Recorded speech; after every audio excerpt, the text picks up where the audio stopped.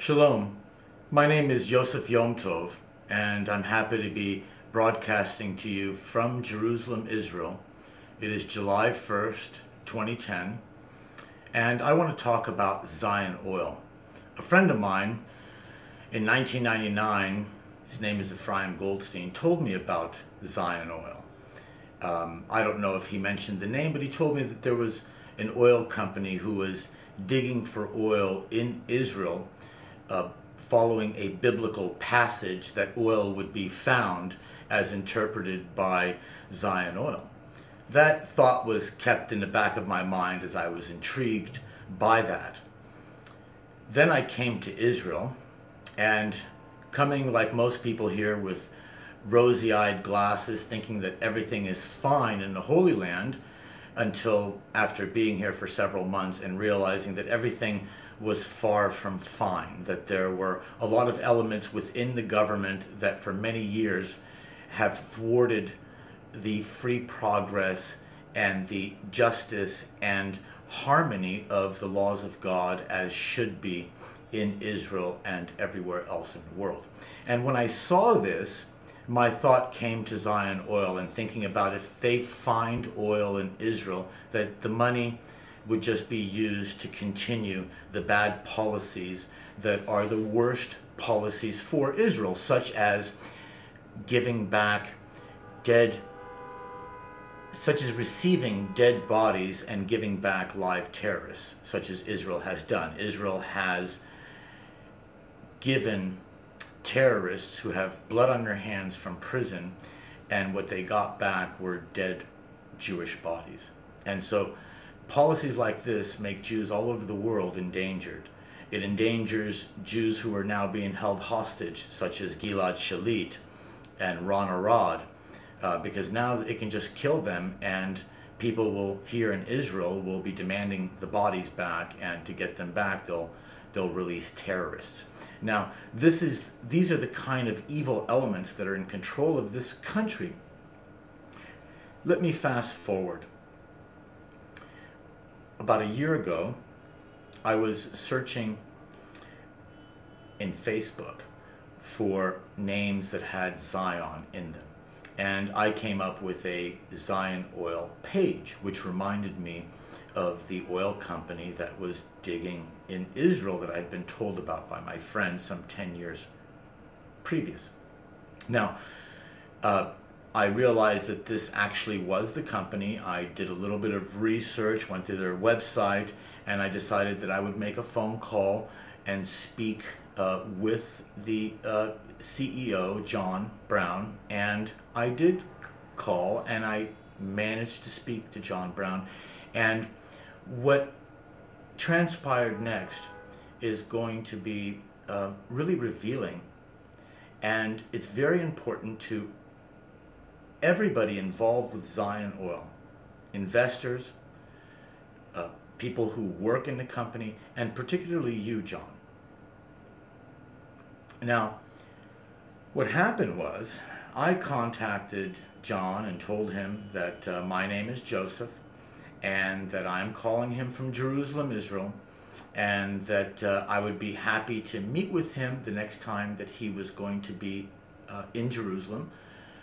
And he told me that his flight was delayed and that he was supposed to be in Israel last week, but that he's going to be coming next week, and asked if I would send a letter to his secretary. He was very I would say rushed, very abrupt, and my impression was that he was a very irritated sort of man, at least at that moment. Now, I got a chance to ask him a couple of questions, and what he told me is very interesting. He told me that he is waiting, that the oil has not come, and that he has not found oil yet, but that he was led to believe by God that the oil will come when some super spiritual person, as he put it, will come into his life, and then the oil will come. Now, I didn't think much of it, but I sent him a letter, as I said I would, and I invited him, invited to meet with him, and invited to offer my help and my support in any way possible in finding oil.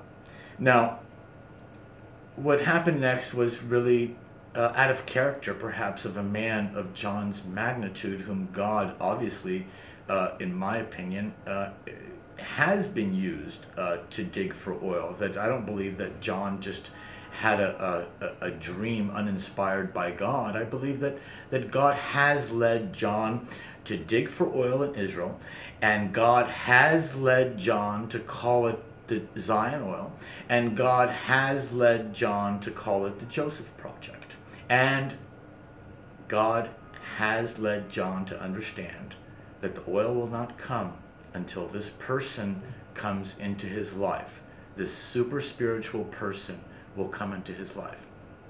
Well, John, when you get a call from Joseph in Jerusalem a week or after your flight is delayed, giving you time to meet with me, and you don't even read my letters, you delete them without even reading them, first of all, you're being dishonorable. Second of all, if you get a call from Joseph in Jerusalem and you're digging here in Israel, calling it the Joseph Project, and you're waiting for somebody to come into your life, well, it's time that you woke up, John. I'm here. And I don't speak of my own. My record speaks for itself. As it is written, you will know them by their fruits, John.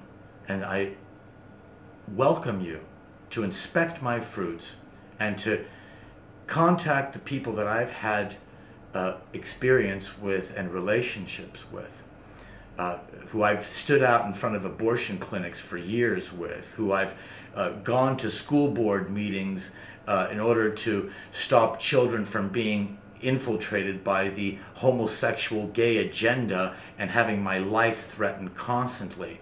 And what I'm doing here and what I have been doing here, which is pouring out my life for Israel. Now, all I would say is this to John and to everyone vested in Zion oil. The oil will come from above, and the organization that I have founded to transform Israel and with it the world is called Lamala. And Lamala means upwards.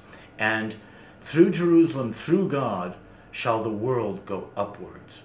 I invite you once again, John, to meet with me, to come to Jerusalem, to look at my background, and to do what God leads you to do, and let the oil flow.